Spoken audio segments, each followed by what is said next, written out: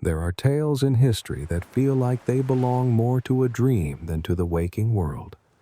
Stories of men lost at sea, drifting between continents, stumbling into places no one back home could imagine. Tonight, we drift into one such tale, the strange journey of Hans Staden, a man from 16th century Germany whose adventures would take him across oceans, through storms, into captivity, and into the darkest fringes of human fear and imagination. Hans Staden was born around the year 1525 in a small town in Hesse, Germany. His world was one of constant movement. Europe was changing rapidly, shaken by the Reformation, wars, and voyages of discovery. For a young man like Hans, the distant seas whispered of opportunity, of glory, and of peril. He found work as a gunner, a profession that would make him valuable to those who sought to defend their ships in faraway waters. And so, his story begins not in Germany, but in the great sweep of the Atlantic, where dreams of adventure collided with the vast unknown. His first voyages carried him southward, to the lands newly opened by Portuguese conquest. Brazil was a place that Europe scarcely understood, a land of dense forests, strange animals, and peoples whose customs seemed so alien that they were described with both fascination and dread. Staden was drawn into this world, first as part of expeditions sailing under Spanish and Portuguese banners, his skills as a gunner keeping him close to the center of conflict and defense. But it was his second voyage, in 1549, that would decide his fate. That year, Hans Staden sailed to Brazil with the Portuguese, hoping to earn both pay and reputation. The Portuguese, though claiming much of the coastline, were constantly threatened by hostile tribes and by rival European powers. Settlements were fragile, and every outpost felt as though it were just one attack away from being swallowed again by the forest. It was here that Staden's luck began to falter. He had stationed himself at the small Portuguese settlement of São Vicente, south of modern São Paulo. Supplies were thin, allies uncertain, and dangers multiplied each day. The region was home to the Tupinambá, a powerful indigenous group, who were both fierce enemies of the Portuguese and bound by rituals that would one day make Hans Staden's name echo across Europe. The capture came swiftly. While hunting along the edge of the forest, Hans and his small party were ambushed. He was taken prisoner by the Tupinambá, bound and dragged back to their village. For many Europeans, such captivity meant only one thing: death by ritual cannibalism. For the Tupinambá, consuming the flesh of their enemies was not a matter of hunger, but of honor, of absorbing the strength of a rival and humiliating the people he had come from.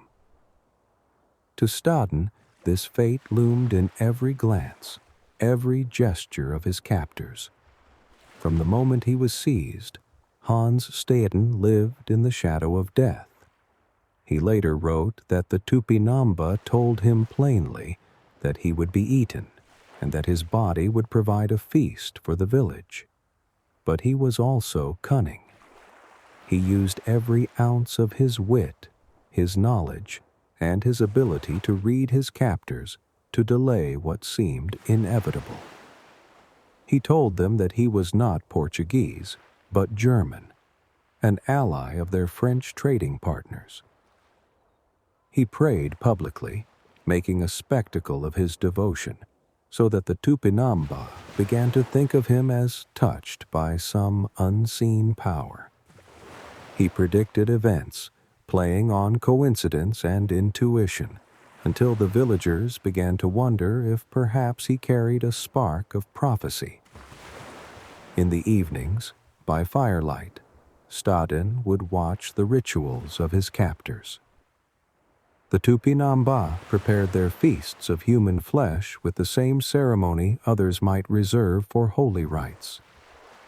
Captured enemies were kept alive until the day of execution, paraded before the people, mocked, and yet also treated with a kind of grim respect. On the chosen day, the victim was struck down, cooked, and consumed, the feast binding the community together in shared defiance. Staden saw all this, knowing that one day the rituals might be for him. Months turned to years. Staden's captivity stretched on, a limbo of dread where each morning he wondered if it might be his last. He learned the language of the Tupinambá. He listened to their stories, and all the while he kept himself alive by making himself useful, by presenting himself as a man touched by foreign spirits, and by sheer endurance of will. Eventually, fortune bent in his favor. French traders, allies of the Tupinambá, arrived on the coast. Through them, Staden managed to negotiate his release. He was ransomed and brought back to Europe, against all odds alive, carrying with him memories of the darkest of feasts and the strangest of survivals. Back in Germany, Hans Staden set down his tale. In 1557, his book was published, True History, an account of the captivity of Hans Staden among the wild, naked, and fierce people-eaters of the New World. It was a sensation. Europeans read it with both horror and fascination, their imaginations set ablaze by descriptions of cannibal rituals, jungle villages, and the narrow escapes of a man who lived to tell the tale. Yet the question lingered. Was all of it true? Some believed him, some doubted, and some saw in his words a strange mirror of Europe's own fears and desires. For the New World was as much a place of fantasy as of fact, and Staden's story walked the line between survival narrative and the theater of the grotesque. But whether every word was literal or not, Hans Staden gave Europe one of its first intimate glimpses into a culture so different from its own that it seemed to belong to another realm entirely. His story whispered of dangers that lay beyond the horizon, of the thin line between man and meal, of how fragile life could be when held in the hands of others. And above all, it whispered of endurance, the quiet, stubborn will of a man who, faced with the darkest of fates, found ways to live another day. And as we drift deeper into this story, we follow Hans Staden further into that uneasy twilight between truth and memory, between the record of the past and the stories told to make sense of it. For his tale does not end simply with escape, but lingers on in the imagination, a haunting echo of firelight and drums deep in the forest. When Hans Staden returned to Europe, the man who had once been a captive in a village by the sea found himself in a very different kind of captivity. He was bound now not by ropes, but by questions, by doubt, and by the fascination of his countrymen who wanted to hear every detail of his survival. Germany in the mid-16th century was a land hungry for stories of the New World. The printing press spread words faster than ever before, and the tales of sailors, conquistadors, and merchants turned into books, pamphlets, and woodcuts. Staden's account, published in 1557, was unlike anything that had come before. He did not simply describe landscapes or riches, but people, their rituals, and their most forbidden practices. The book was filled with vivid illustrations, woodcuts that showed native warriors dancing with severed heads, women preparing captives for death, and feasts where human limbs were roasted over flames. For a Europe that had only just begun to imagine the Americas, it was both terrifying and irresistible. The success of his book was immediate. It was translated into multiple languages, read in taverns, in courtly circles, and among scholars. Some readers believed it wholeheartedly, convinced that Staden had looked upon the darkest corners of the earth. Others accused him of exaggeration, of shaping his tale to thrill audiences eager for the monstrous. But even those who doubted could not look away from the images his words conjured. For Hans Staden, the act of remembering was a kind of reliving. Each story he told returned him to that forest clearing, to the moments when he wondered whether the next sunrise would be his last. He described the Tupinambá not as faceless monsters, but as a people bound by their own rules and meanings. They were terrifying, yes, but they were also deeply human, living by traditions that had long preceded the arrival of Europeans. His account was, in its way, one of the earliest glimpses of cultural anthropology, written by a man who had not chosen to be an observer, but who had no choice but to look closely if he wished to live. And yet, through his descriptions, we also hear the echo of European fears. The image of cannibals had long haunted the imagination of the Old World, even before explorers crossed the Atlantic. Stories of distant islands populated by people who feasted on human flesh can be traced back to ancient times, whispered as warnings of the strange lands that lay beyond familiar maps. Staden's book did not invent these fears, but it gave them form, painting them in such detail that readers could almost smell the smoke of the fires he described. The impact of his tale stretched far beyond curiosity. It fueled the European belief that the people of the New World were savages in need of conquest, conversion, and control. Missionaries, colonists, and kings found in Staden's words a justification for their actions. If entire villages practiced cannibalism, then perhaps conquest was not only acceptable, but necessary. In this way, Hans Staden's personal struggle for survival became part of the larger story of colonization, feeding into centuries of exploitation and empire.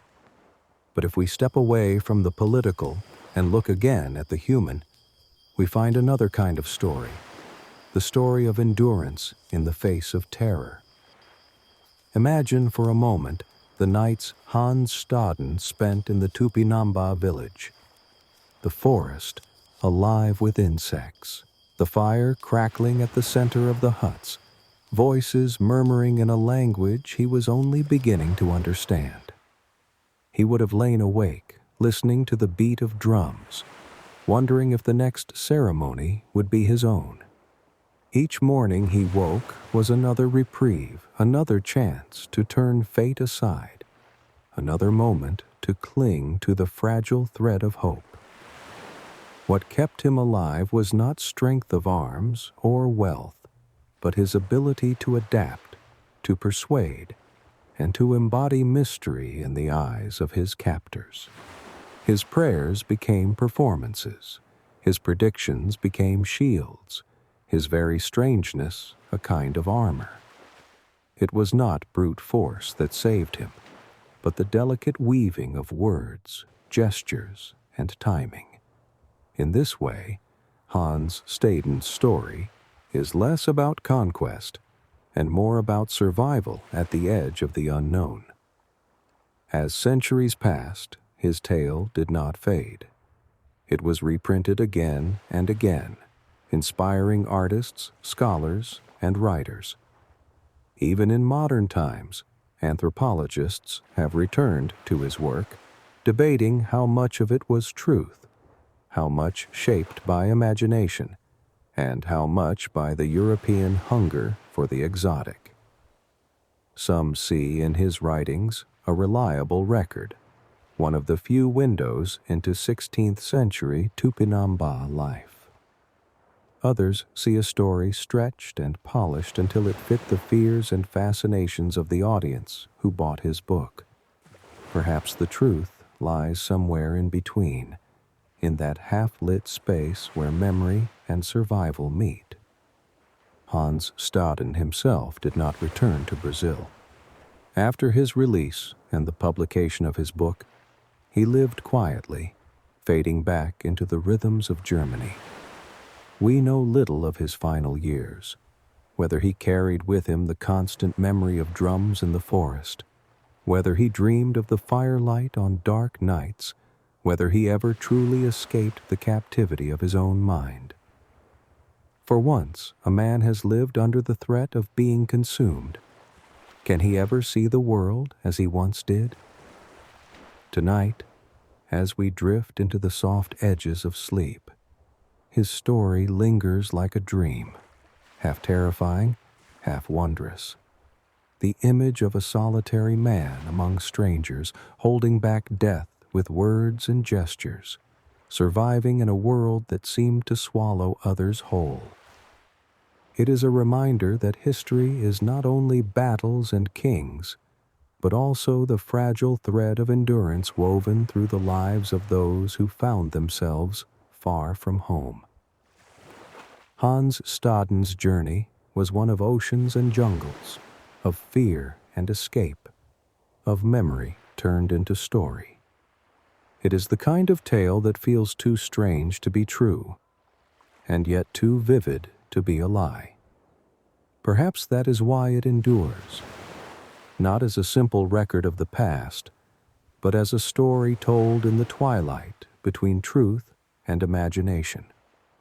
And as you close your eyes, let the sound of distant waters carry you, the waves that once bore Hans Staden across the Atlantic into lands unknown. Drift gently into the silence, knowing that even in the darkest of places, there are those who find a way to endure, to return, and to whisper their stories across the centuries.